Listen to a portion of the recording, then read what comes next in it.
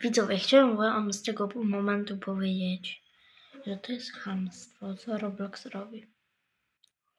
To jest najgorsza rzecz, co robią. I właśnie teraz będzie przeciw. Roblox, mam umowę.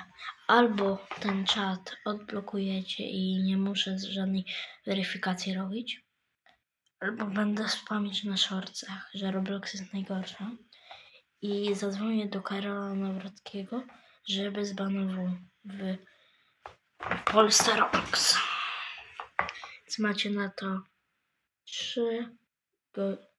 3 dni. Jak mi tutaj napiszecie i odbanujecie ten czat, to może nie zgłoszę to do prezydenta Polskiej Rzeczypospolitej. Więc pozdro widzowie i macie spamić na shortsach. Roblox najgorszy.